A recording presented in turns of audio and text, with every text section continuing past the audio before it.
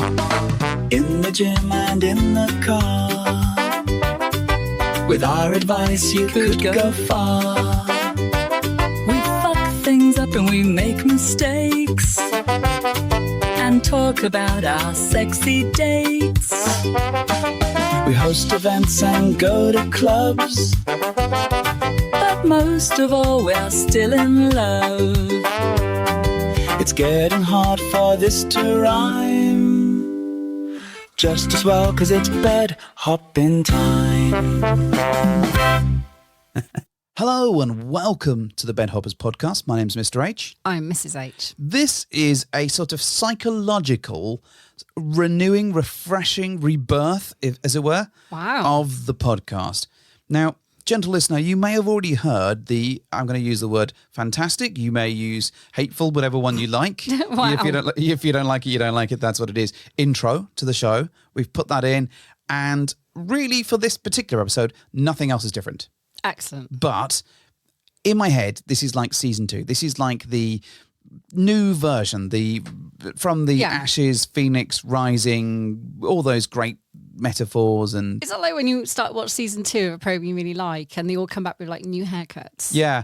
Or slightly different. Do you remember in like Dexter? There was that dude that lost all the weight and we didn't know who he was because he lost so much weight. It was confusing. Yeah, they always look slightly different with like fancier hairstyles. Well, we're not going to do that much. No. I mean, the show will continue to evolve as ever. But for the most part, this is an interview episode with the delightful Bex and Paul from Untamed Nights. Yep. They're going to come on and talk about some of the stuff they do, some of the events that they host, some of their top tips for being at an event. So this one is pretty much a standard interview Bed Hoppers episode. But future episodes, i.e. not this one, may well be a little bit different. Cool. I mean, not massively because we're not monsters, you know. I didn't want to sort of really break it. Don't want to reinvent the wheel. And reinvent the wheel. But I did want to refine it. Yeah, just like tweak new haircut. Make it a bit nicer for us to do. Maybe nicer for you to listen to. Mm-hmm. And overall, just kind of give it a bit of a polish, you know. Yeah. Turns out you can polish a turd. And that's exactly what I've done. I have rolled Mrs. H and myself in glitter. Oh my God, don't drag me into this. And glue and then glitter. It's your poop analogy. Well, there we go. So we're going to play an interview in just a moment. In terms of stuff that's going on, I think, you know, this is quite a long interview. We're not going to drag out too much stuff, but we do have an event in Bristol that's pretty much sold out coming up in June. When? What date? 20th. There we go. If you want to come along to that, reach out to us or any of the people that we're working with. Yeah. We've mentioned it before. Just give us a yell and we'll be happy to pick up happy to offer you some There's not many tickets left though. Yeah. So be quick. And when I say offer, I mean sell you some. Yes, That's exactly pretty much what I mean. But it is going to be a fun event and I'm looking forward to that one. That's in the near future. We've been up to lots of nice, fun, sexy things. Yeah. All of the sexy, fun things and just fun things and also sexy things. But I also had Doomluggy. You've not been that well. But no. I'm better now. You're better now. You can almost get through a whole 3-minute intro without coughing, almost, as we found out on take 3 or 4 of this particular. Well, you've got another 4 seconds. Oh, no, we're past the 3-minute mark. Yay, we made it. I am better.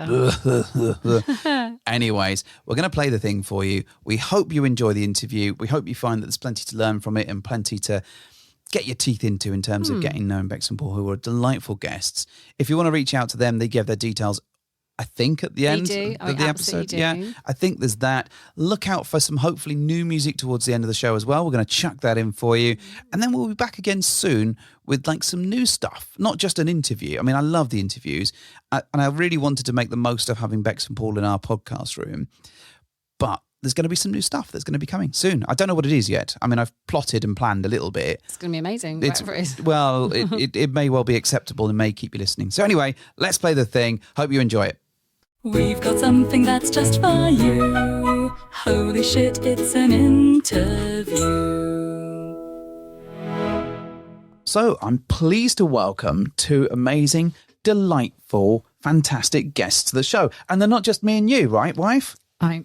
Are you sure? You're not Yep, convinced? yep, Are you no, I'm with me? Are convinced, you on yeah. this crusade? You told me to be quiet because I was drinking wine. Well, yes, but I'm glad that you've announced it and told everyone. So now it's like a pointless, fruitless effort Hey, it where wouldn't be everyone. me. Yeah. Oh, what are we drinking this week? No, we're not doing that. I'm never doing that. That is No. like we did that ages ago. Now it's just we're not even doing what we're watching anymore. But for the record, I'm drinking wine. Oh, that's nice. Okay. Well, welcome, Bex and Paul. Thank you for joining us.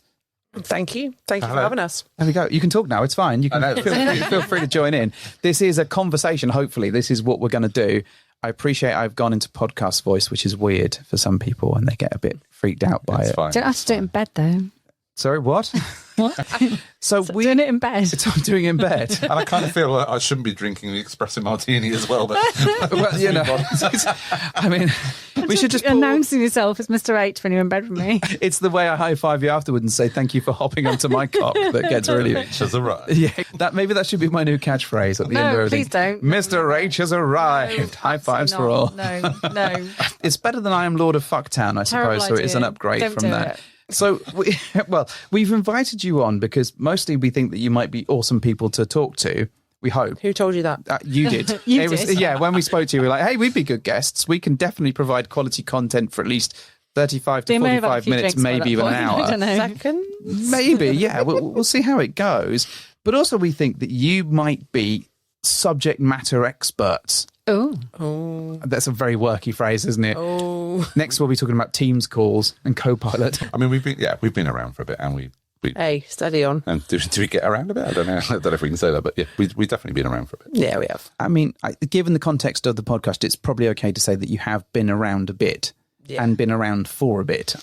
Yeah, I think it's 24 years this year. If you say it's 24 years, it's definitely Dude. 20. Yeah, it's been a while. So is that how long you've been together or how long you've been on the scene? No, that's how long we've been in the scene. Oh, so how long have you been together? Yeah. 3 years married. Never forget. 26th of August 2006. There is a tattoo being shown to me that is very. Do you know? I once met a chap that had a shopping list tattooed down his arm. It was a blank shopping list. So Oh, anything you that- write it in, yeah. so anything you needed to remember, he would just write that. That's genius. Brilliant. Probably not so good if you have to write your wedding down every week. It's not so clever. I don't- No. 26th of August 2006. So what's that? 20 years married? Yeah. Wow. So you have been in and around sexy people for a while then. For a long while, yes. Very long while. Who did the deciding of getting into this naughtiness? What is the origin story? Your superhero story, a yeah. Spider-Man story. Come on. Oh. Who was bitten by a radioactive swinger? It was mutual. Yeah, it was. Yeah? Yeah. It was, wasn't we it? were both very Promiscuous. wow. When when I first met you, I was how old? 19? Yes. 18, 19. Well, I knew you were 18, but officially you were 19. I was 17. I was 18, and I had been seeing a 49-year-old at that point. Okay. So Wow, there's a 31-year kind of cougar thing going on there. So I was thinking, what on earth is she doing with someone who's 19? I know. So even at an early age, yeah, we were both kind of adventurous. Yeah. Yes. Good word. And it really was mutual. It was. Yeah. I think I'm going to take the bull by the horns. I maybe suggested it, but I Yeah. suggested a threesome with another guy, didn't I? You did. And you didn't say no. Thank you very much. And that was him. And we went from there. Yeah. No, that's very true. Yeah. But I think we both, we quite early on, we were like, we figured out that we were each other's person, but the idea of just being with each other forever wasn't kind of where we were at, was it? No, absolutely not. Well, as we'll find out as we go along, I'm quite sure. So you brought up this idea just about the same time that everyone else brought up the idea because it was pretty much mutual, right? Yep. Mm-hmm. And the first thing was a threesome with another guy. Yeah. That was our first encounter. So Wow. Yeah, which went disastrously wrong. which is fine because things do. But it was yeah. So we kind of hopped online. We lived in Cornwall at that point, didn't we? Yeah, we thought we were a bit weird, didn't we, as well? Because we were like, are we the only people that do this kind of stuff? And it wasn't really widely discussed, or it wasn't out there like it is now. It is easier now. Much easier. Yeah, and that's one of the reasons we do the things that we do now to make it more accessible to people. But Yeah. 24 years ago in Cornwall, it was harder. harder. I mean, finding Wi-Fi in Cornwall 24 years ago was difficult. Running water and electric. Yeah, well, I didn't want to be quite it's that fine. mean. As we've already discussed this evening, I'm originally from Plymouth, so I'm on the Devon side of that border, but I'm fully aware of some of the challenges in Cornwall. But looking at the West Country at the moment, I mean, there's not a massive amount going on there. No, there isn't. I mean, from a lifestyle perspective, I'm sure people are living their lives and have jobs, and I've got family down that way, but... And Yeah. pasties. And pasties, obviously, yes. Yes. Yeah. I fucking love a good pasty. You can't really get them up here. Let's not get into pasties. I am not making you all pasties. Oh, What? You make a, Now you've said it. you make a banging pasty. That's what you really do. I mean, I think if you want to go downstairs and go to Tesco and just start bashing a pasty out. They might be ready by Easter Sunday if you're lucky. Bashing a pasty out. Bashing a pasty out, yeah. What are you doing bashing a pasty out? Is that just arrived? Is that phrases for having anal sex with someone from Cornwall, bashing a pasty out? Is that what we say in Cornwall? Bashing a pasty out. I can only assume so. I mean, Code. I'm from the other side of the fence, so I Right, wouldn't okay. wouldn't know. So you had your first experience. Wasn't great, but you've obviously decided to stick through it. Tell us a little bit about that journey, because I mean, and we don't need necessarily all of the details throughout 20 years worth of stuff. Yeah, but we've only got an hour. How have you progressed throughout the years? What's happened? I mean, there's been a lot. I think if we kind of really fast forward to where we are today, things have changed massively, haven't they? Yeah, we've just seen things become much more accessible, much more, much more socially acceptable for sure. It gets talked about a lot more. Back then, it was just like, it was very undercover, not really discussed, and there wasn't the amount of platforms there are now either. So, and particularly in Cornwall, it was really hard. So I think one of our first sort of group experiences was when we got invited to that guest house in Falmouth. It was dark, it was cold, Wet, it was wet, windy. not in a good way. And it was, yes, it was. And I don't even remember how we found out about it or how we got invited, but it was like a guest house that was run by swingers, and in the winter, to sort of keep afloat, if you like, they used to run swingers parties. We were like, okay, we'll come along. Yeah, we found out about it. We heard about it. We went along, and Us two bundled in there like the sociable bunnies that we are. we did. Yeah, kicked the door open. It swung open, and it was like a meat market, wasn't it? We were just like fresh meat. Yeah. It was. We were the youngest in there by about 30 years. And did you know what swinging was then? Because I know when we started all this, we were kind of a bit clueless We were about young, swinging as were such. naive Still a bit naive. I wouldn't say naive, but we were new to it. New to it, yeah. Yeah. We didn't really know what it was. We No. just knew that we were like interested in meeting other people and exploring stuff. Yeah. Whatever that, we didn't really have any kind of ideas what that looked like, but we just knew that exclusivity was not what we were looking for. No, that's it. So we experienced that early on, didn't we? And then fast forwarding a little bit, we've done lots of things with our lives, changed jobs, we've taken a back step, we've had kids, we've done that kind of thing. So we've kind of dipped in and out a little bit. Yeah. And then off the back of that, probably 10, 12 years ago, we started arranging social meets ourselves, again, to try and kind of make it more accessible for people that like we were 25 years ago. So we've taken that on board quite a lot now. So as much as we're involved with the swing scene, we try to give back where we can and kind of not even educate, that's a wrong word, but we like to facilitate, promote, help people get into it as well. So I think that's where it's changed massively for us. And we love it. We wouldn't do it otherwise. What would you say is your dynamic now, though? Because I think it's you can quite easily just sort of get pulled into the organisational providing for other people, and that is one that eats your time, and we know, and the effort that goes behind the scenes is insane. It is. But you also, it's all very well organising it for everybody else, but if you don't get to be part of that, I think you can lose focus a little bit. What's your dynamic now? How do you get involved? What's your plaything, if there is one? Tend to go to other people's events, don't we? We do. Nice. We do. Yeah. So we run one big event every 2 to 3 months now, but our downtime is then capped to ourselves now, isn't it? Yeah. So we go to other events. Or we arrange meets with people that we've met that we really like, to get to know better, and we'll, go out for dinner, or we go to their house, or I'd say they come to us, but that's not exactly But what do you easy. prefer? Do you prefer that more intimate side of things, or do you prefer the club? Or I like a really good mix of the two, to be fair. okay, Yeah, I like a bit of both. Tis the spice of life and all that shit. yeah. I must admit, I prefer the club kind of scene, but I mean, you guys. I mean, what do you guys do? So I think for us, we tend to go with, I think we've talked about this a lot recently. I think clubs are a little bit difficult for us. I think we're not great at going, this is who we like and this is who we want to connect with, particularly on a night. So if we go to a club... Yeah, let's go on holiday.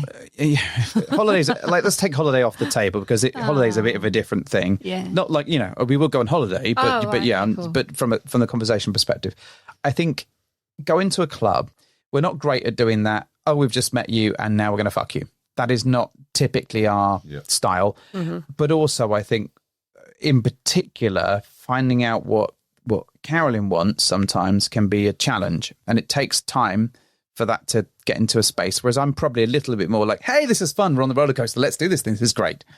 So it tends to work a lot better for us if we meet people at a club, get to know them a little bit, and then go, right, we will set up a chat group. We will get to know you. And then we'll probably have like a dinner with you and get to know you better. It feels like a lot more slow burn, and actually the intimacy of a smaller group works better. I don't like necessarily putting on a show unless I know the people, and I don't particularly get anything from watching. So from a club perspective, I like the social aspects and I like meeting new people, but it tends not to be like an escalation route, which for me, and again, we've talked about this a lot, I find that a little bit frustrating because I'm like, yay, this is great. We're all having a great connection.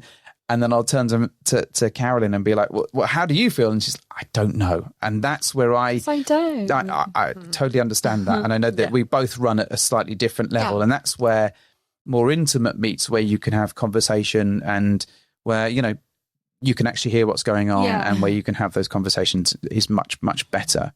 So often, like social events, like big scale social events, are really good for us in that we get to meet people, but it's not often that we go, hey, what are you doing after this? It's more a case of, oh, we'll get to know you later, or we'll go there to see the people that we already know.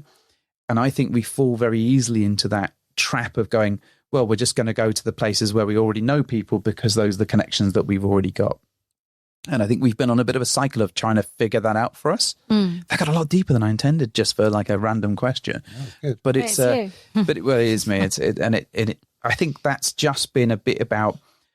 I think we've met lots of people that some people seem to be able to turn up and they can just go. Yeah, that's not the space that we inhabit. As much as I might get a little bit envious of that, and I think that's partly because I think it's like I like the thrill of the meeting people and that roller coaster of going, oh, this is great, and we're all bundling into a thing and we're all having a journey and adventure, and this is great, and wow, wasn't that great?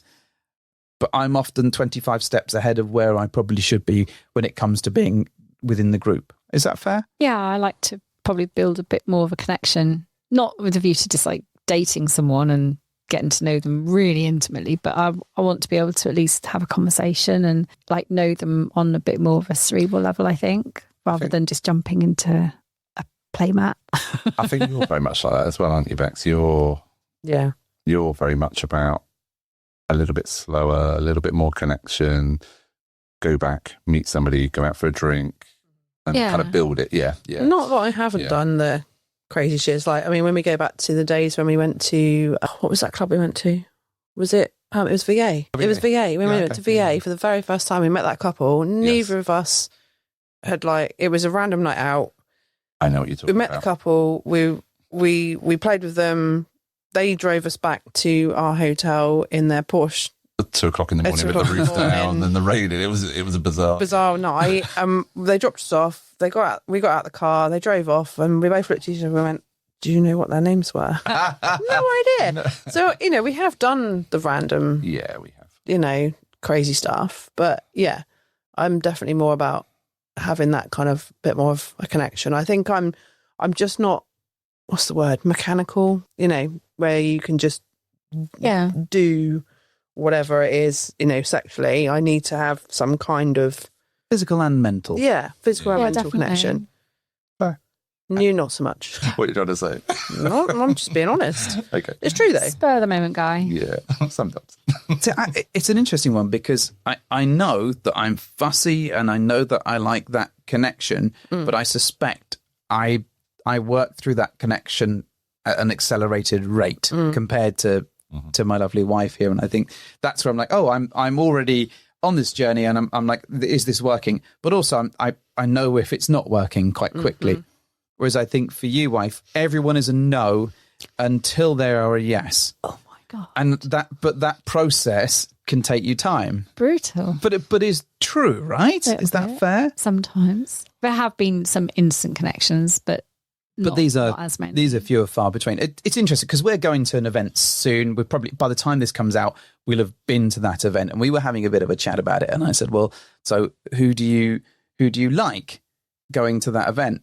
And the people that she liked were the people that we already know because she's already got an established connection. And everyone else was pretty much like, well, I guess these people are okay. They're all right. And I don't know, but I don't know. And this is the thing. I've got to go there and see them. But the thought of them being attractive to you doesn't come into focus until you've met their dog, and dogs to the event. Yeah, met their dog until I am all in. Well, I'm excited. Totally looking forward to it. I shall bring pajamas and I will sit in a corner with all of the dogs. When you've got their social security number and their PIN code, and when you know them well enough. True. I jest, obviously, but see and talk to someone rather than just see a profile. But I find that's all. And this is, and we're going to come on to this with you folks. Actually, is that I find it very difficult for us going to events to kind of go. And in fact, we went to one of your events very recently, which was really lovely. And I have to say, people fucking dressed up to the nines. And we haven't mentioned the name of what you do yet. So it's mystery, got to guess. It's a mystery, yeah. But 10 bedhopper points for every. No, I'm not doing that because we end up giving away free coffee thanks to you, wife. But we went to the event and we were like, well, we don't know that many people there because we just haven't encountered that crowd. So some of them we knew. But I turned to Karen and I was like, so who do you want to talk to? And it was almost like, well, why would I want to talk to anyone? It wasn't that. I don't know. But I don't know. I just don't know. And this is the challenge in that I think there is an assumption that by talking to someone that there is an escalation. And I don't think that's where we're at. I think it is just who is interesting to you to have a chat with. I'm not suggesting that it moves on with. Beyond that. Yeah. And I think as a result, we kind of default to the who do we know? So let's talk to the people that we already know that are there. And if those people, for example, aren't people that we have a sexy relationship with, then that is where that sort of stops. Yeah. So, but it was a fascinating thing for us because we had a chat halfway through. I'm like, literally, so like all these people around, who do you want to talk to? And she was like, well, there's no one that I want to, I don't know if I want to talk to. And I said, well, what about finding someone new that you've not spoken to before? And we had this great little moment. We were at the little bar there. And I was chatting to her, and this couple walked up to the bar. And she literally turns and she says about 6 words to them. I said hello to them. Yeah. People I didn't know. Yeah. And then comes back to me and goes, see, I talk to new people. And I'm like, I don't think that the mission has been truly fulfilled. So I think what I want, so these delightful people that we've got with us, I want to use some of your expertise on this. I don't want you to sort out our relationship. Yeah, help us get through this minefield. I think going to an event, and a social event or a play event, can be quite a nerve-wracking deal, particularly if you're new. But if you're of nervous disposition or if you're utterly useless at chatting to new people, it can be a challenge. What would be your top tips for someone walking through the door to your event or any other? What would you say to people that are thinking about it? Let me let you into a little secret. Even though we've been in the lifestyle as long as we have, I still get nerves even now. I think it's perfectly normal, and I think it's part of being human to get nervous. And I always look at it as a good thing. You don't. It means you care. Yeah. Yeah. I mean, how many times have we turned up an event and I'm at the front door or whatever, and I'm like literally taking in the deepest breath ever, and he's like, "Are you okay?" I'm like, "Yeah, I'll be fine." But nerves are a good thing, I think, personally. Yeah. I mean, in terms of approaching people, it's just be yourself.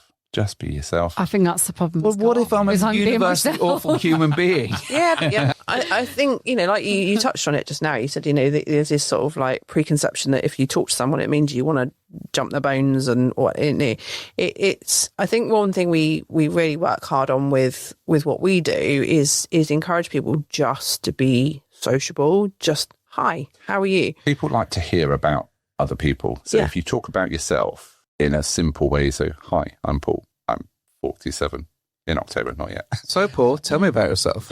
And it is a little bit like that. And it's like, I live locally, and it's if you then follow that up with a question, it engages people. So, and it's just doing the simple things, just being yourself, just tell people about yourself. And it soon escalates. It's like, now we just chat away, but it happens. It's so, but when you're face to face, you get those kind of nerves, don't you? And I get it. So I don't even get like nervous. I just get, it's not nerves because I'm not a nervous person generally. You would probably describe me more as like aloof and standoffish rather than nervous. Yeah, I think your ability to give a fuck is half the time I can't hear something. That's probably my biggest barrier. And that's a me problem. I get that. Although sometimes places are a bit loud for me. But because I can't immediately hear someone, I struggle to then get a conversation because I end up having to say, what? Sorry, I can't hear you. And then I end up like losing the flow completely because they then get like, fine, what's going on with this? So I think that's probably one of my biggest barriers, the fact that I can't always hear so well in crowded environments so much. And it puts me off, I think, puts me on a back foot immediately. I'm going to give you a notepad. This is my new thing. I'm going to give you a little turn it with like a white pad around my yes, neck. exactly with a that. marker pen. And you can write it down. I reckon that would go down really fucking well. I reckon it wouldn't go down at all well. No, I think it would be Fuck quite off. fun. Frankly. Like, and if you had like a game of like Hangman or something on there, Like some simple-minded horse just turning up like, oh, I don't speak so good. I can keep some sugar cubes in my pocket to keep you fed. I can feed the horse. Wait, that means something else I know. entirely. I'm not nervous. I just struggle partly with the hearing people, and then also when I kind of don't really know what to say because they're either already talking to someone else or I don't know. I just go to. I just can't really figure it out. There you go. Discuss. Solve my problem, please. Solve your problem. Well, I think part of it is that you don't know who to talk to. No, I don't. And you can't make up your mind on who to talk to. I think that's partly because you hate most people. This is not true. You are literally labelling me as the worst person. You're not the worst person. Oh, okay. Just close to. No, because there's like child murderers and all sorts of things out there in life. Thanks. Probably not an event, so I wouldn't I'm know. number 3 on my list. Right? But I think Brilliant. there is that you don't know who to talk to. And I think there is an assumption from you that you need to find them attractive. But actually what we found is that you don't find people attractive until you've got an established relationship with them, which lies in that sort of chicken and egg situation. If you don't talk to anyone, then you don't find anyone attractive. And if you don't, some people attractive, I really do. Occasionally, this is where also before an event as well, where you'll find with a lot of organisers or some organisers, they'll set up a chat group. Yeah. And I like that. I like that because it does give you that little bit of an insight into who you like, who you don't like. It's not based on a physical thing. It's based on their personalities. And you can combine the two. So when you eventually do go to an event, you kind of know a little bit about them, and it's I like that. The only difficulty I found with that is, and this is not with everybody, but sometimes people are very confident behind a screen. Yeah. Oh, in person, very, very different. And that has, I'm not saying it happens with everyone, it doesn't, but there are one or two where you're like, you know what, I'd really like to meet them and like to have a conversation in person. And then when you actually meet them, they're like, not chatty, they're very... But does that then lead you back to what we were talking about just a moment ago? When you first meet somebody, you kind of put off a little bit because they can't be like that face to face. So, but then if you know them through a screen, for better of a word, you kind of think, well, actually, it's I know who you are. It's a minefield, isn't it? It really is a minefield. There is a fever that comes with pre-event chat. And I think you kind of have to be true to yourself. Yeah. But what happens is, and what I've seen time and time again, is that people get overexcited. Oh, they do. And they promise the fucking world, and they are like, yeah, I will be there. I will be Lord of Fucktown. I will be like, and people use icons to say that they want to sleep with people, and they promise the world, and they show up in person. And I'm like, where was that person? And the fact that people get so overtly confident and forward in a chat puts me off. I'm like, oh my God, everyone is so on it. They all want to bang. And I'm like, well, I don't know where I fit in that conversation. And then I turn up. I don't know if I want to go down that road. Down that road. Absolutely. And then I turn up and there is none of that, or very, very little. There's like 1 out of 20 people that will fulfill that promise that they've delivered on an online space. The rest of it is almost like event fever that builds and builds because people are excited. They want to look good. They want to look confident. But when they actually turn up, the persona that they've put out there on a chat group doesn't align to what you see in person. And I find that so, like, you know, we run events, you guys run events, you folks run events.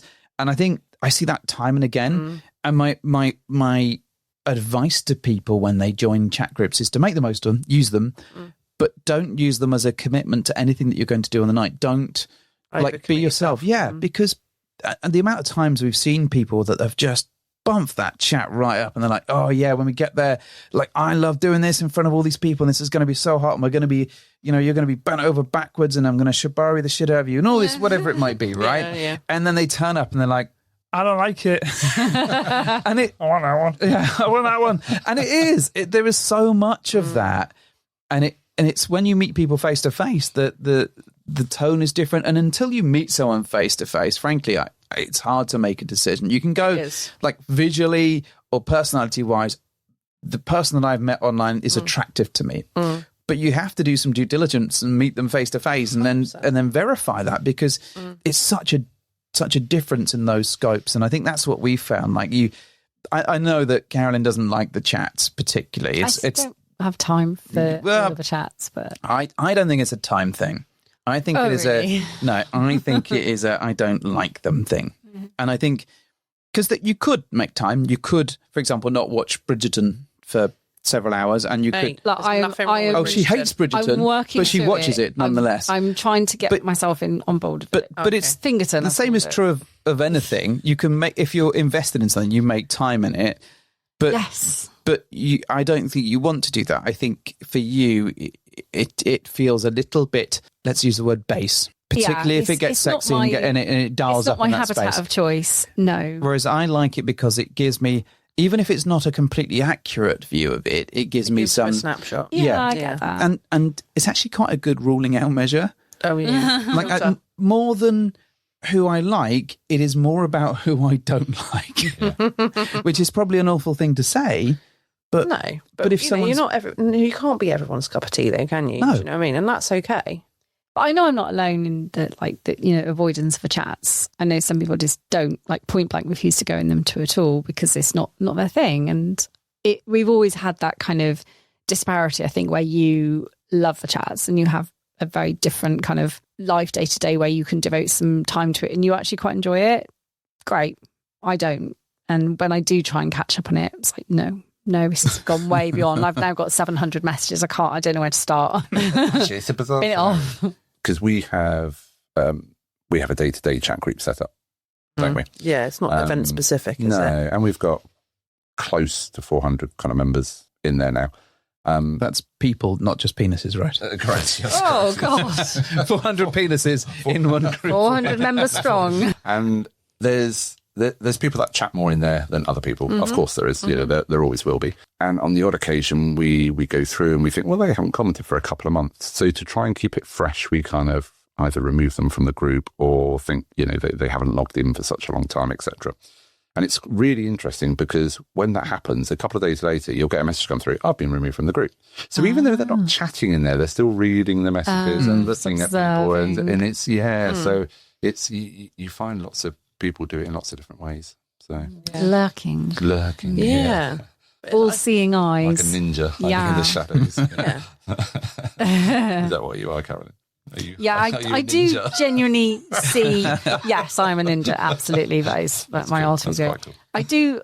I do tend to like peruse and look at stuff. Yeah, but I don't. Woe betide anyone that posts a picture with something in the background, someone that misspells something or something like some. And I always see when I'm mentioned, I'm like, oh yeah. All right, I'm here. I'll pop my little eye thing on and they're like, oh shit, she's here. Like, yeah, I'm always here. But just don't answer. This is what happens a lot of the time, and that you won't show up until maybe, I don't know, 2 days before. And it's like the fucking Messiah has showed up. And I've been here the whole time, you absolute bastards, putting in effort. Yep. She shows up, does fuck all, and they're like, oh, Carolyn Caroline's amazing. I'm like, fuck off, is she? Yeah, exactly. Hello. Just pop in. Hello. Amazing. Going again now, bye. So you folks run events. We do. And socials and do a whole plethora of stuff. Tell us a bit about that. What got you into that?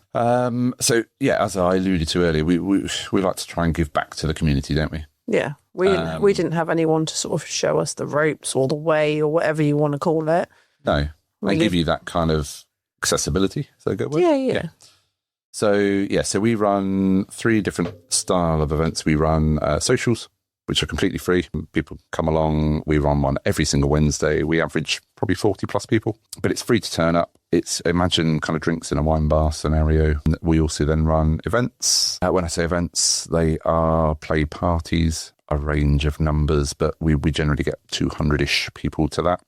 And then we run community events as well, which are non-play in a public environment, just a chance for people to get together and meet. And again, it's ideal because I think we've got one coming up in July, haven't we? Which is like a day at the races. So it's, Yeah, do a bit of everything. we do. Yeah. So we try to do a bit something for everybody. But yeah, the idea was just to try and give back to the community lifestyle, whatever you want to call it, that we didn't have the opportunity to take advantage of when we started, did we? We didn't have any of this. No. So it was our way of giving back. I think the whole giving back thing is really important because, like, without it, I remember when we started that we didn't find much around, and we went to. There wasn't much around. No, and there wasn't a lot of information that you could, and it certainly wasn't like a Channel 4 TV thing that you could just seek out. So actually finding that was really challenging. Also, we didn't get. And I'm slightly disappointed that we didn't get like a Yoda couple, like the couple that teaches you the ropes. Like I've written Yoda couple there, as you can see, like, in 900 years, you won't look as good. You want to, and it wasn't just a reason to do the impression, but I think that having someone there that you can turn to and ask those questions is really important. I think, and particularly with like socials, for new people going, the chance to just not only to meet people, but to go, how the fuck do you do this? How the fuck do you navigate this stuff? Or I've been feeling this. How do you do it? It's so vital. Yeah, we do. We get kind of questions like that quite a lot, don't we? And it's From all angles. We've generally got an answer. I mean, simple questions like people say, well, once you've spoken to somebody for quite a while, how do you invite them to kind of play? How do you do that? Do you just ask them? And on that subject, we've got a simple little thing that we do, don't we?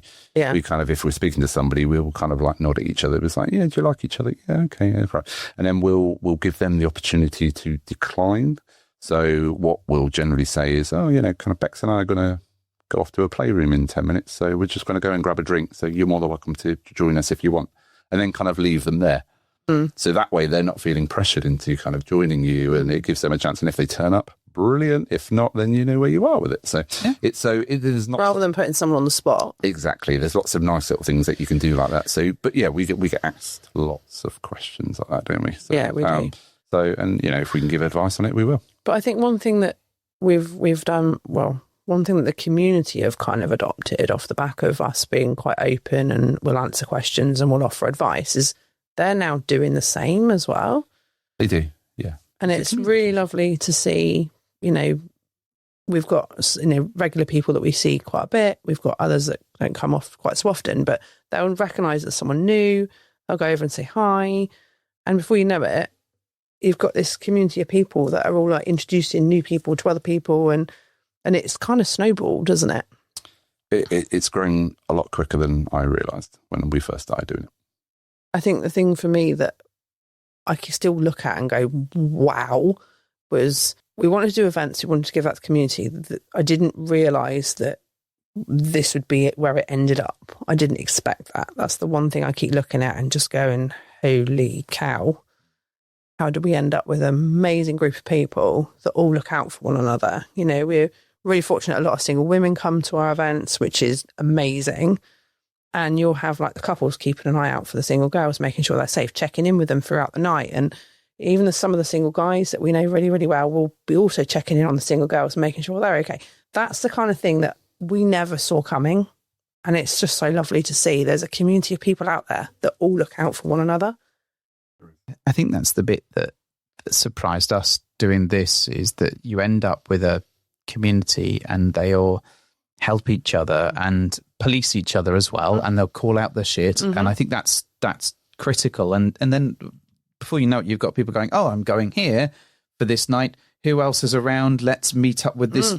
And before you know it, it just spirals and spirals and spirals. And people will offer advice. They'll come to you for advice. And it just becomes a really nice way of, because I think this is a really fun thing to do with your partner if you get it, if you get it in the right way, right?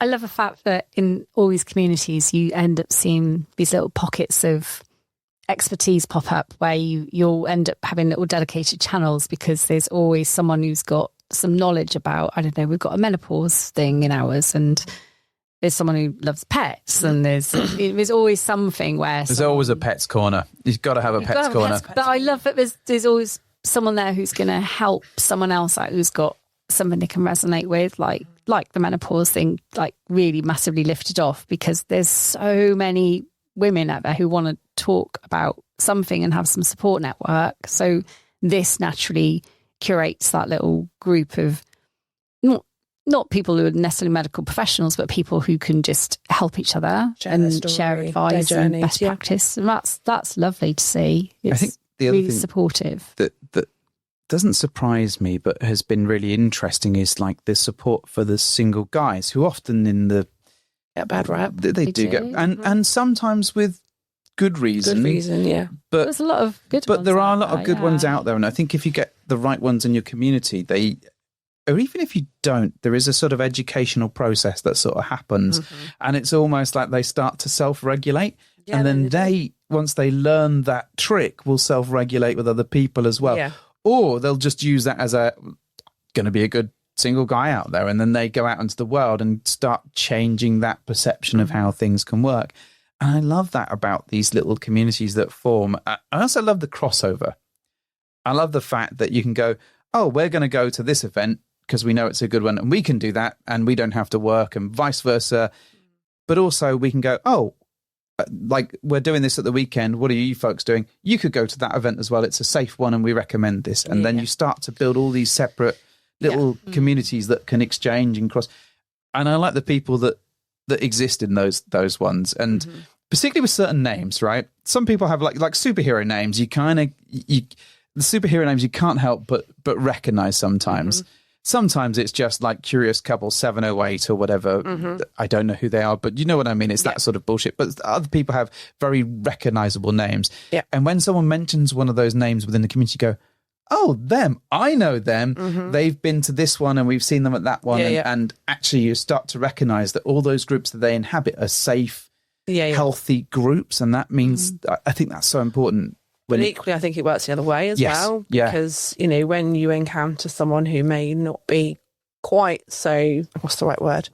Reliable, that's okay. We can. They're a bit of a cunt. Let's say they're a bit of a cunt. Okay, you can say that. C-bombs. No, but I think you're right. There is a. I know, and that could be a couple. You know, I mean, we've encountered couples, single ladies and single guys that are, you know, have displayed unacceptable behaviour, and before you know it, that's kind of like something that the community like to share amongst themselves. You know, we met them.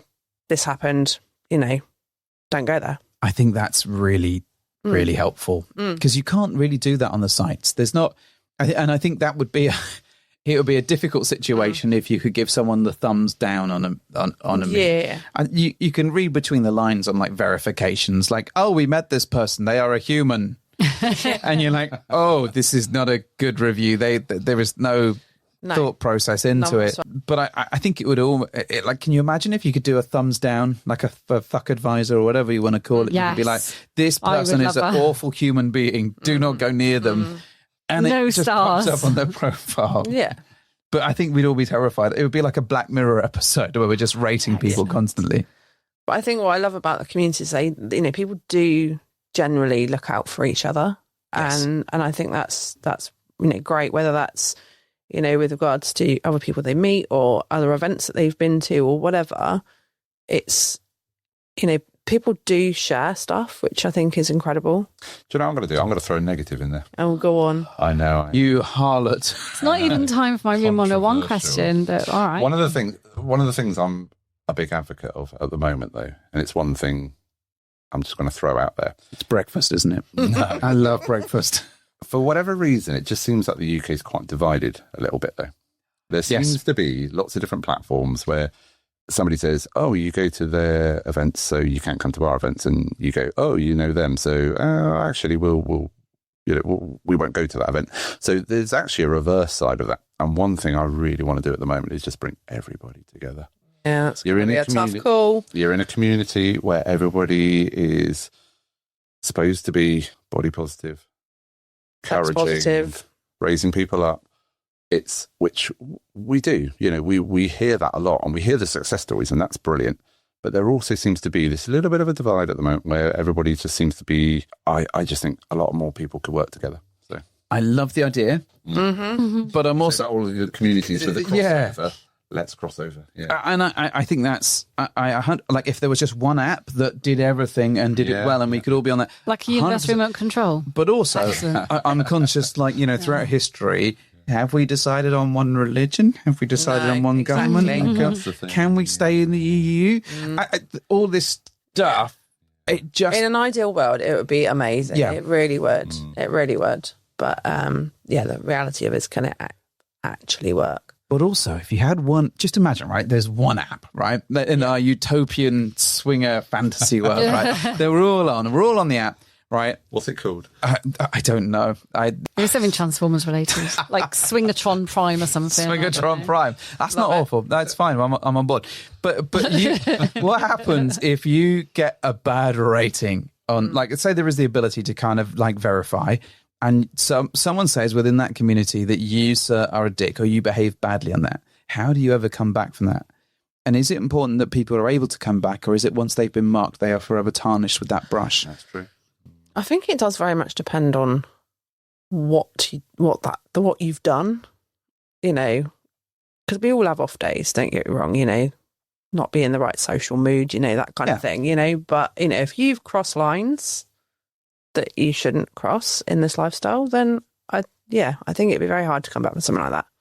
But I think if that is the whole community, then there is no second chance, realistically. No, so I think I'm with even you. if you have one bad night, and I think the ability to have redemption is important, but at the same point, there are some things, like you say, that are There's no unfigured. coming Yeah, back from. like, you've just come back from buying the glitter wrap from HMV, and you're quoting Gary Glitter on a regular basis. You probably shouldn't be coming back from that. You should be relegated out of the community. But if you've just, I don't know, bought Spice World on DVD, then you're probably forgivable, right? Yeah. So is what you're saying you should maybe have, I don't know, good robots and bad robots All right, I see. in this Swingatron Prime community?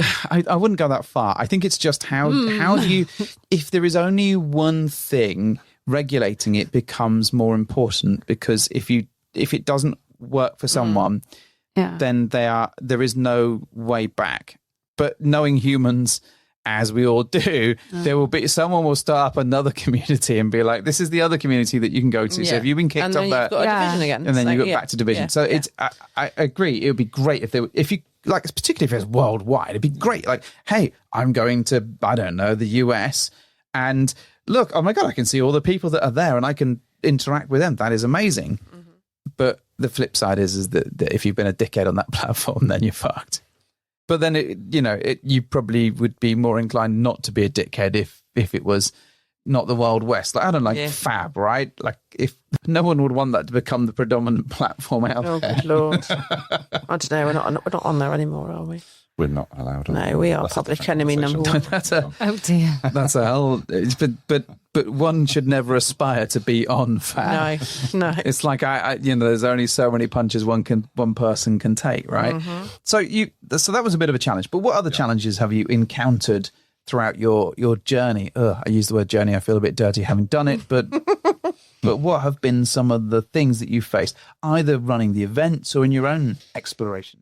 I think when a lot of people will be able to resonate this when you've got kids and they're sort of like younger and trying to balance the whole thing of having young children and having this lifestyle. They're not enablers to it, are they? No, not really. No.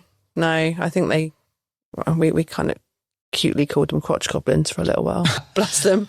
But yeah, there's this lifestyle that, that's exciting. And I always say that, this lifestyle can be quite addictive. It's almost like a drug sometimes. The more you get, the more you want, whether that's socially or... It's as expensive as a drug. 100%. And sometimes more so much more. depending on what you do. To try to balance the two is not ever easy, is it? Thankfully, they've now grown up. So that's not so much of an issue. Another challenge as well is reputation. So with the kind of events that we run, a good reputation means that you get a lot of guests come to you. But I think the risk of all of this stuff, if I may extrapolate a little bit of what you're talking about, potentially, is that the more people you have to anything, the more chances there are of idiots. Mm-hmm. In the way that the human world is that if you go to Tesco, the chances are if there's 100 people in Tesco, at least a couple of them are going to be dickheads. Mm-hmm. And I think the better your reputation, the more people that are drawn to you, and naturally the more people are, like, you're always going to get the good ones, but you're also the more bad people that there are going to be. And I've said the same to people who manage sites and who do this, Fab in the same way, in that it is the biggest site, also has the largest volume of idiots on there because it is the biggest site. Mm-hmm. And it's like going to work. Like, you work in a large company. If you do, then the chances of there being people that you don't like is increased by the very nature of humanity. What about, what have been the good things for you? What have you really enjoyed? I think kind of like the whole, just, when we look back to how we started and where our boundaries were at and, what was a hard limit for us. And then where we look where we are now, learning so much more about each other and ourselves as individuals, and where we would have said, no, absolutely not, we're not doing that. And then now we're like, oh my God, we've done that so many times and it's so much fun. I think that's been brilliant. Well, you know what my next question is now then. Oh, good Lord. Come on, what are those boundaries? Like, where were the boundaries? What were the lines and where are they now gone? I mean, back then it was same room, no kissing. You did a no kissing? Oh. Yeah, but we will judge. We will judge. No, 20 minutes. That lasted 20 minutes. Okay. It lasted 20 minutes. Weird now. Whereas now you can last more than 20 minutes just kissing, right? Yeah. Yeah, we had same room, no kissing. What was one of the other ones? I mean, we were practically nuns. No, we weren't. No, we weren't. Nuns are known for their kissing, obviously. Also, actually, I mean, when we first started out, I was kind of like, I'm not bi. And if I'm brutally honest, I'm still not. I'm stopped now, but I have been there and done that. So it's kind of, there were boundaries there. They've been pushed. But again, that's okay if you push them and said, actually, no, it's still not for me. Then I think we've both agreed that, we hate that, this kind of lifestyle, just in general in life, you're expected to have a label, you've got to be one thing or another, whether that's straight or, bisexual, pansexual, whatever it is. We've always said we don't like being labelled. If you had to nail us down and say, right, what are you? We both say we're bisexual, but that doesn't mean that we're going to go out and meet a couple and, it's going to happen. Be It that, has to be situational. It has to feel right. It has to be that way. Being bi doesn't automatically mean that you fuck everybody, though. No, of course it But there doesn't. is this preconception that if, particularly with guys, that if you're bisexual, that other guys think that you're therefore after, and it's just this really. I think you find it, with men, it's really hard, isn't it? If they think you're bisexual, no. Do you find men are really hard with you? sometimes. But I think bisexuality in women is kind of much more widely accepted, and I think with men there's still that little bit of stigma there, isn't there? You're right, yeah, because I even heard, God, when was it? It was last September when we ran a party, and there was a couple of guys playing together. Yeah, which again is quite unusual in you don't see that often. Kind of party or club environment. And I forget who I was talking to, but somebody said, "Oh, there's two guys playing together," and it was as if this was magical, and it was like, well, yeah, it's fine. They're relaxed, they're happy, everybody accepts it. It's good. So yeah, I know what you mean. You don't often see that unless it's a No. by night, Unless you go into a specific by event. or it's a closed room. Yeah, I yeah. think, and I think, you know, I'm not by much to Carolyn's absolute disgust, and the constant sort of audiobooks that play every time I sleep, saying that you will love the cock.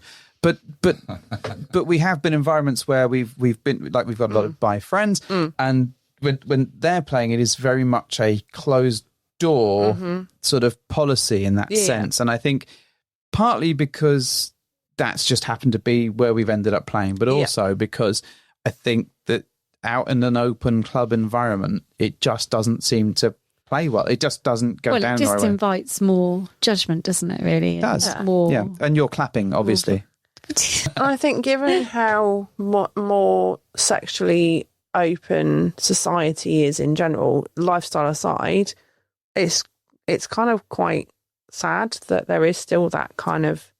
Well, I think we, as a sort of nation, we like our gays, but we don't like them to be gay in front of us. They can be camp in front of us. They can be performative. They can do all of these great things that gay people and indeed any other human can do.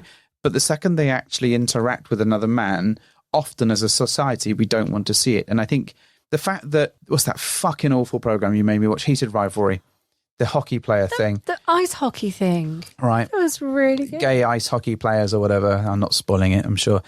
The fact that It's is based on a novel, so it's all good. just because it's based on a book, it doesn't It's mean... even better. All right, then we'll watch Bible studies tomorrow and see how you feel about that fucking shit. But the fact that this is a celebrated movement along for a relationship between two guys, and it doesn't show anything, but there is sex in there. It is like Austin Powers level of hidden stuff, and that It's there's a plant. implied.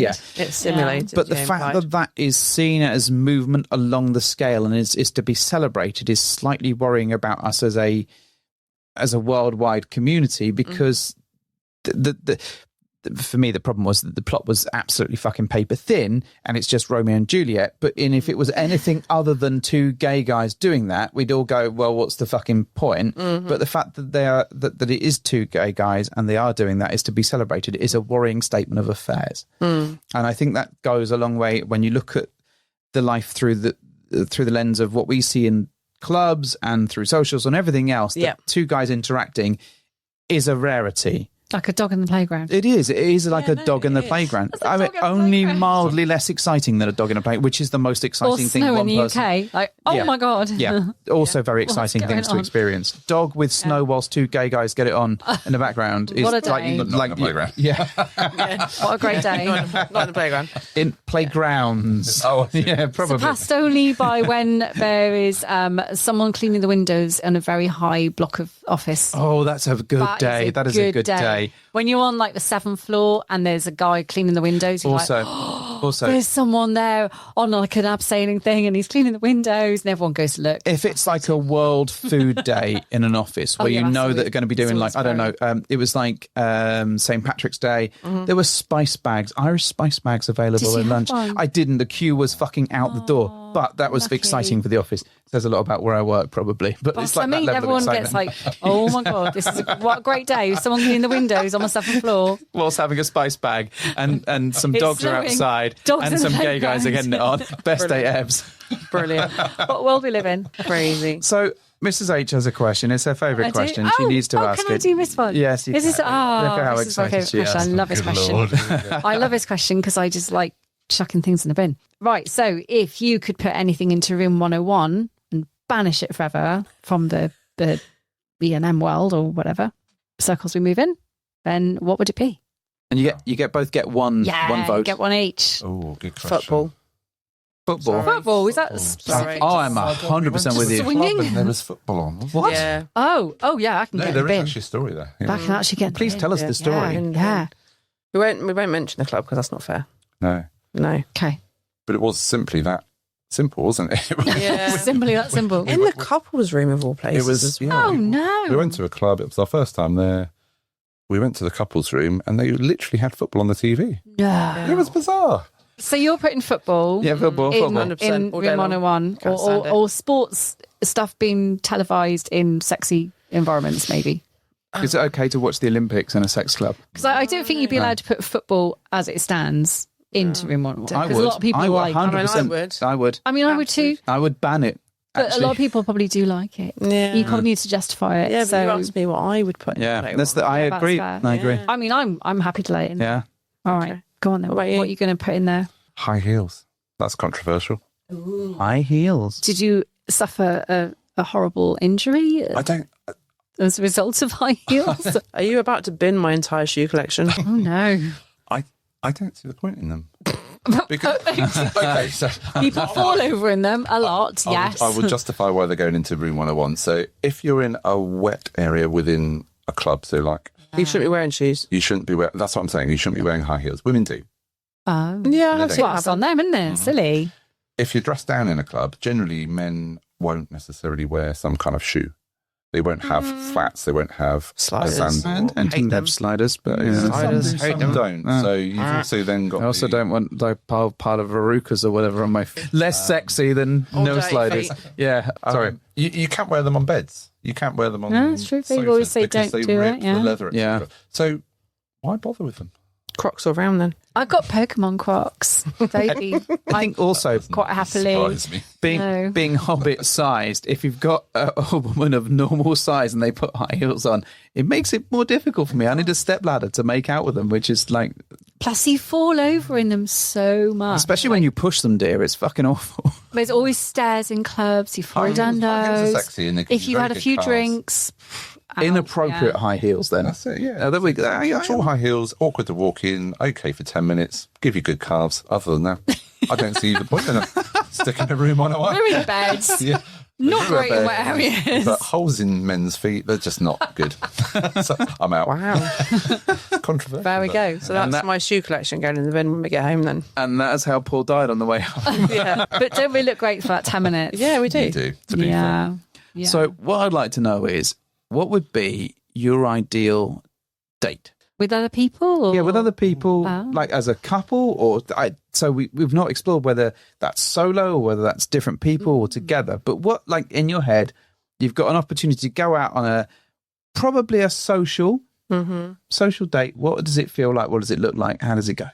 You want to answer this? No, you carry on. Okay, so I'm a foodie. I love food.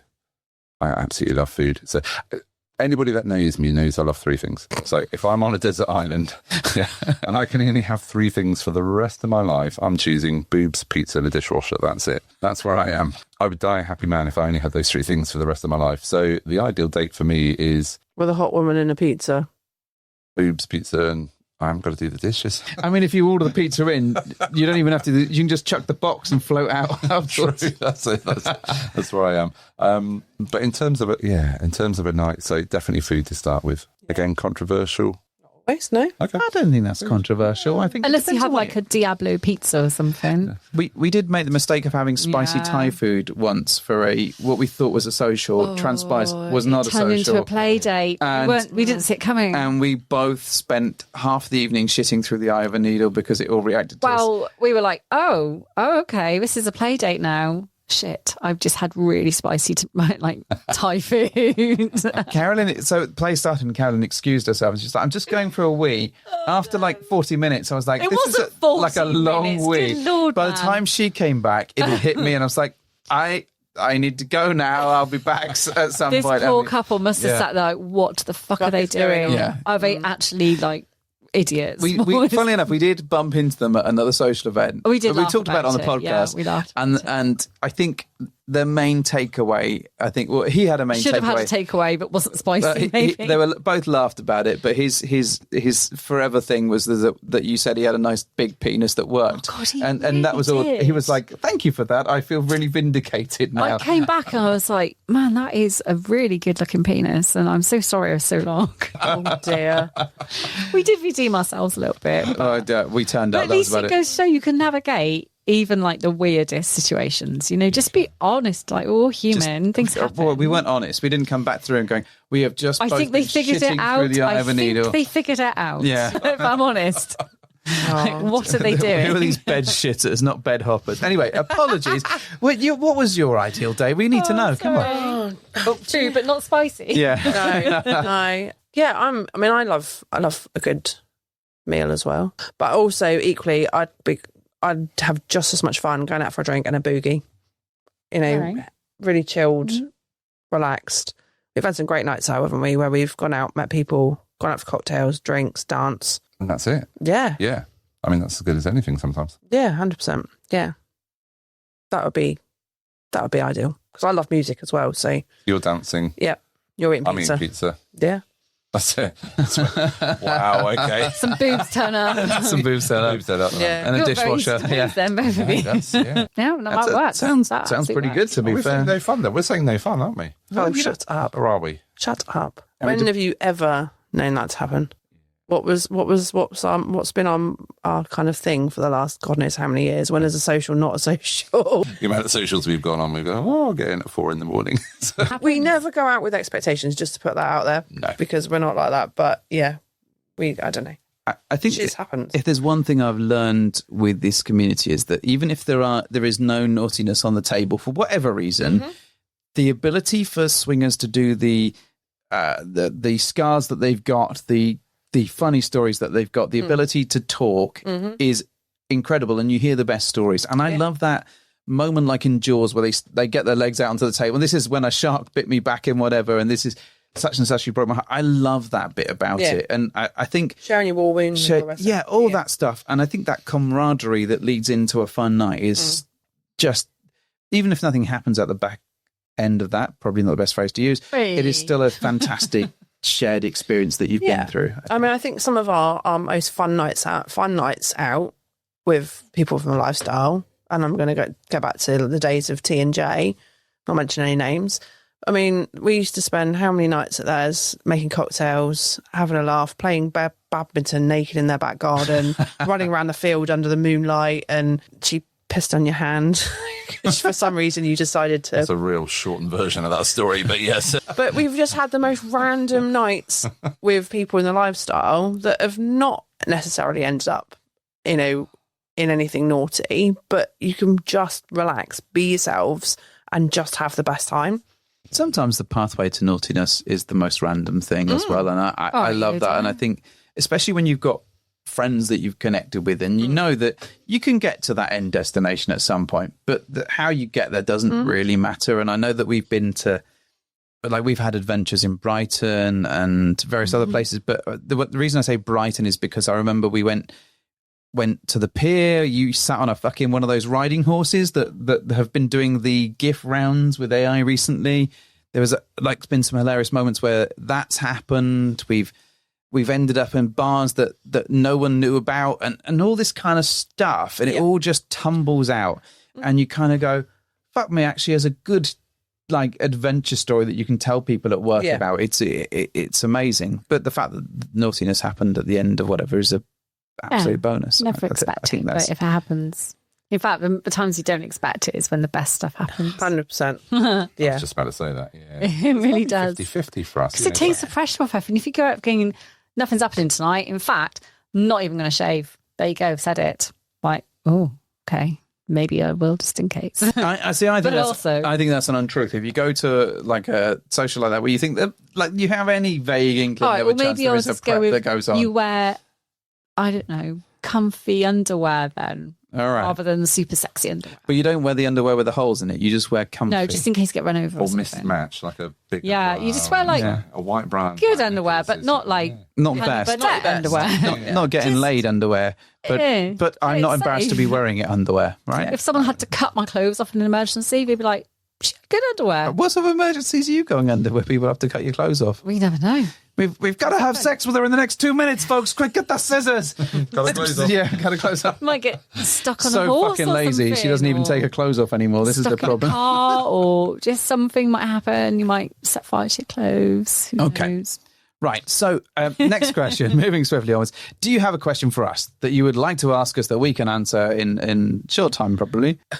I'm doing the reverse. So you deserted on a desert island. The top 3 things go. Go on. What 3 things are you taking on the desert island with you for the rest of your life? Don't overthink it. My dog. Yeah, brilliant. I'm assuming my wife is already there. Fine, that's the second thing. Well, I was assuming that. Obviously, I want to be on a desert island with you. Jesus. It's your desert island trio. You can have whoever you want. Whoever or whatever. Whatever I want. Surely one of your Transformers. No, they're like, how is that going to help me on a desert island? Fiddle with it, transform it, transform it back again, transform it. So after those 10 Endless minutes, fun. it's like less fun. Go on, you can think of a couple while I'm... On your third one, come on. Oh, I don't... I mean, I'm taking a dishwasher and there's no electric. Don't overthink it. Yes. I just couldn't live without my dishwasher. Probably a ukulele to irritate both the dog and the wife. Perfect. The wife, the dog. I'm definitely and not going on this island with him. I would probably need a game, like probably Pokemon, because I don't just need Pokemon. What if there are no Pokestops on the Doesn't matter. He said don't overthink it. Yeah. I just love the fact that she's got access to the game, and yet there never is a Pokestop. Where's he that ever going to get his appears. endless supply of fairy dishwasher tablets? Doesn't say, does Dishwasher it? tablets. Perfect. For the yes. dishwasher on the island that has no We'll electricity. yell over. Oi, do you need any dishwasher tablets over on your island? No, I've got boobs and pizza on fire. I've got no electricity. Doesn't matter. There's something Do you want me on to the play you a next song? one. Yeah. Do you want my dog for half an hour? Pokemon Go, dishwasher I need tablets. sexy time. Babysit the dog for I mean, I'm not taking dishwasher tablets. They're your island. Oh, to be okay. clear, I'm not taking them on my island because there's no reason to. I'm going to say pyjamas because I just think I'd be comfy. Yeah. Nice, think I I'd like just like it. to be Oh, comfy you in love your pyjamas. I jammies. do like pyjamas. That's Just my something dog's I be fault. comfy in. While you're thinking, I think that pajamas is one of the things that why you like relationships with other people. Like rather than meeting them straight away and doing naughty times, true, I the do. develop relationships. We can go, should we just all go back to ours and wear pajamas? Like just sit in the duvet, it'll be fine. We can just chill out. And like if sexy times happen, it's great. Karen's like, yes, fucking pajamas. So if someone turns up, like our mutual friend that we were talking about earlier, whose name will be nameless, but we'll know that we're talking about. Yes. I've already dropped her name in the last podcast. She doesn't need any more recognition, but she will turn up with pajamas knowing that Carolyn also enjoys the pajamas. So it is now a thing. Yeah. So hopefully that gave you an extra 30 seconds. Yeah, I mean, am I a pet's assumed or can we take a pet? I've had to take Whatever the you dog. You want. don't have a, you know. Or I'll take one of the cats then. Uh, Well, I can't have both because that'd be 4 items. Do we come as a duo? no. In case, One lives, one dies. Whichever one you Wow. take, the other one dies. That's gone dark for it. that's got really dark. Which cat are you getting rid Which of? one are you I know which one she'll kill. I know. Or maybe I'll just, I don't know, take some cheese then. Cheese. Amazing. Trappers cheese. Just chop And cheese. nothing else, but jammers and cheese, and that's that it. That's what you need. What else do you need? Well, I'm Do you happy. got one more? Oh. Wine? I don't know, vibrator. I'll do. Ooh. Well, or maybe something that doesn't need batteries and a USB No, charger. you're overthinking it. Still is good. Something to do. You said Why Pokemon, not? didn't you? I did say Oh, Pokemon. Pokemon, yeah. Pokemon. That's about 5 things now. Yeah. Caroline's packing a suitcase as we go. And a boat and Maybe a sharp knife. Yeah. Tin opener. a shark repellent spray and Just a few really handy things. yeah, just all the Bottle stuff. opener for corkscrew. What? Like you don't have any wine? He's got a dishwasher on his island, so I'm going to pop over there, see what's going on. It's not the what does Carolyn need to fucking survive? Enjoy the woman he's got over there and the Great pizza. question. It's a great question. Endless supply of pizza. You he's didn't got. say which woman it is. We might have to Doesn't divvy you up, matter. dear. It's Doesn't matter. All right, I've whose got- turn is it to got have dildo Carolyn as this well. week? Brilliant. Love it. It's fine. It's fine. Pajamas. Wonderful. And on that note, we're all off to a desert island. Yeah. So Right. I want to say a huge thank you for coming onto the show. It's been really fucking lovely chatting to you and having a nice evening. What I will say is that we haven't mentioned your events. We But haven't we're mentioned where gonna to find you, now. but we're going to do that. yeah. You can talk all about those. So Yeah. you've got like whatever time that you need to promote whatever it is that you do, where people can find you, how they get in touch with you, all of that good stuff. In that case, can I just say that this podcast was brought to you via Untamed Nights. So yeah, untamednights.co.uk. Very, very simple. That's the website. All of our events are on there. We're on various different platforms with the same name, but Not fab. not fab. No, let's not go there. But untamednights.co.uk. And Insta. On Insta, yeah, same name. Untamed Nights, Bournemouth. Yeah. Um, And you'll find us in Bournemouth, mainly. You will, which is where we're located. We travel around the country. We do events in other places, but It's our home. that's our home, yes. There's nothing like doing an event near where you live to be able to get Really home. handy, isn't Okay. it? Makes life so much easier. Like as much as I love going to different cities and going, hey, you know what? Let's go to Birmingham and let's do an event there. And you travel and it's like a kind of and little it's like adventure. yeah, Half but an it's like hour's way, like, fucking why are we knackering doing and it's like, this? why have I driven? And, Yeah. and then the next day you've got 3 hours or whatever to get home. I'm like, why did With I a do this? hangover. I could have Yeah. done something in Southampton where I live and just immediately ended it. Here's a question for you. When you go away, where do you stay? Do you stay in the Premier Inn? Oh, well, to be a we bit of a tend to reputation. like to go where everyone else is. Okay. Because it's fun to be where the majority Also because of I get people are. massive FOMO. I am the FOMO king.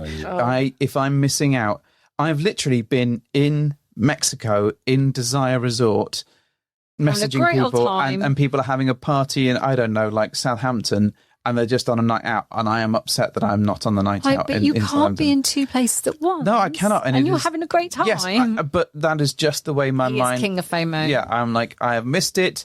My life is ruined.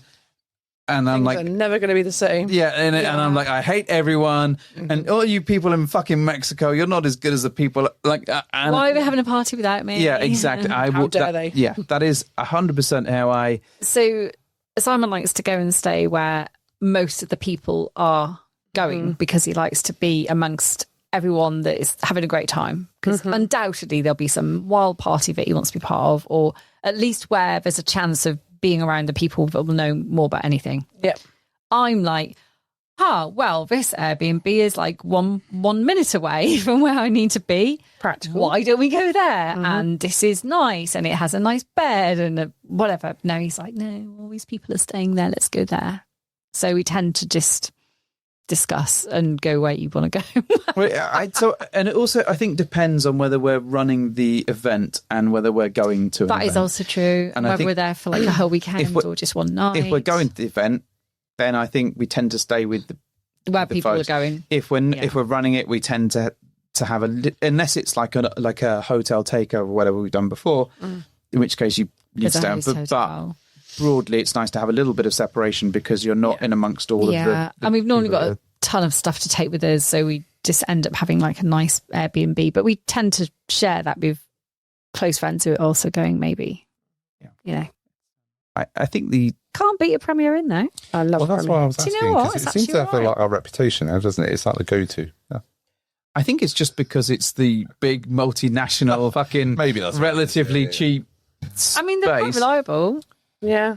I mean, they're called the Purple Palace, but somebody actually referred to them the other day as the Swingers Palace. So, not sure if their marketing You can't really department's go gonna wrong with there. them. You know, you get good night's sleep allegedly. Well, I Or not. They're relatively cheap.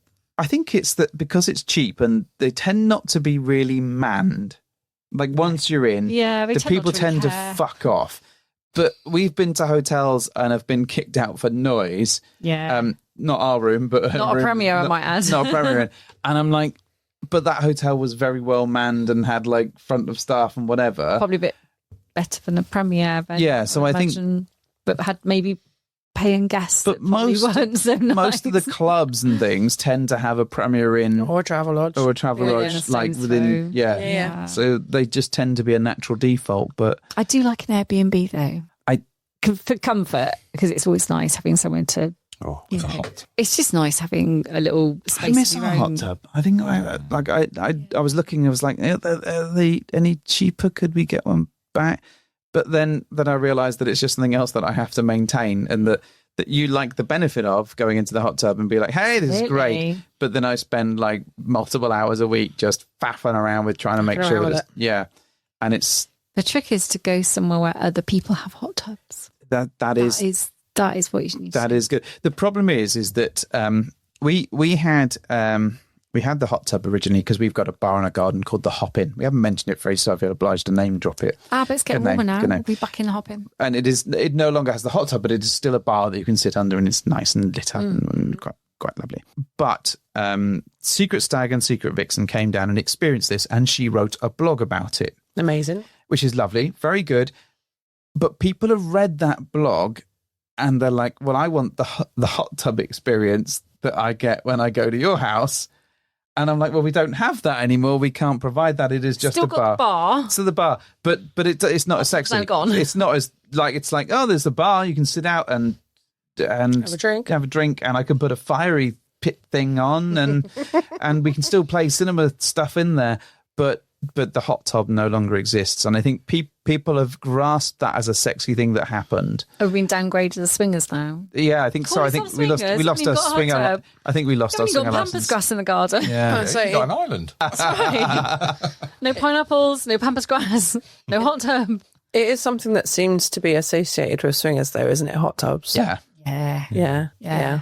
It's quite sexy. I think it was because we got ours when the kids were just on the way of like starting to move out the house and stuff. Amazing.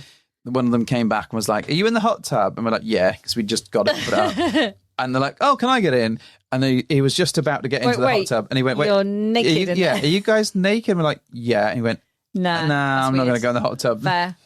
That was our number one rule with ours, wasn't it? It is 100%. Was. You killed ours. Yeah. Wrong story. Wrong story. Your number one rule was kill the hot tub or be naked in the hot tub? No, be naked in the hot tub. So Yeah. Because it feels so weird being in like. Not only that, it screws your filter up. It does. It screws your filter up because of all the soap in your costumes and whatever. So you get the detergent come out of it. And Yeah. it's It's boring. Don't talk about it. Yeah, no, don't. Yeah. Don't go there. But yes, so our neighbours, because we are relatively able to look to where we are, we're told if you don't want to see Paul's bollocks, don't look over the fence. They were always looking at it. They were always looking over the fence, yeah. The ring camera on the fence gave it away, yeah. Shirley, behind us, she was always sat up in her bedroom window, wasn't she? Can't say names. Well, who knows where we live? Who knows where we I don't live? think anyone's going to triangulate No. on Shirley, don't worry. That's right. We live on an island with a dishwasher. This is very true. Right. No, you do. Well, thank you very much for coming along today. Thanks for having us. It's honestly, it's been our pleasure. I'm so glad that we got to hang out and have a good old chat and go through all the stuff. So one last time, where can people find you? Bex? untamednights.co.uk. That's the best place. It is. And then from there, you can click on the links and it takes you everywhere else.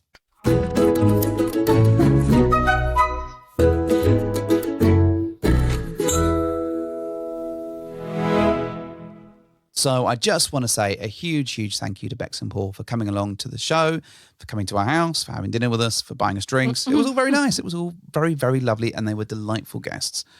I'd recommend that you check out their events, give them a look, see what they're up to, see if you fancy it. Anything you can add, wife? I'm guessing, what would you do if you're stranded on a desert island with them? No, let's not go back to that. No. Let's just close this thing down. Mrs. H, give us the first proper, like this is like... Is it the same as the old one? Yeah, it's exactly the same. Thank you for hopping to our new bed. Into our new bed? Into our new bed. Oh, Yeah, we okay. got a new bed a while ago. Yeah. But you can do one. Just go for it. Go and do All right, one. Okay. Well, thank you for hopping into our bed.